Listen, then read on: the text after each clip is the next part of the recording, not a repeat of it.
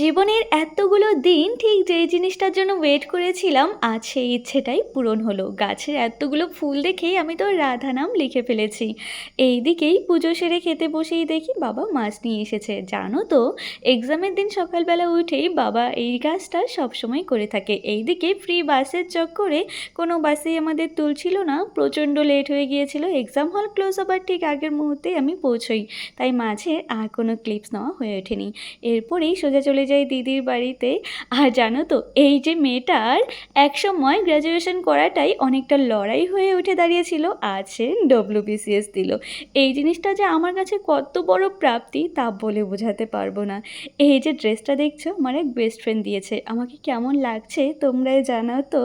শুধু এইটুকুই কথা বলবো, নিজের ইচ্ছে পূরণের জন্য যা করতে হয় তাই করবে, দেখবে নিজের ইচ্ছেগুলো ঠিক একদিন পূরণ হয়ে যাবে। আজকের আমার এই মিনি ভ্লগটা কেমন লাগলো সবাই জানিও। সবাই ভালো থেকো।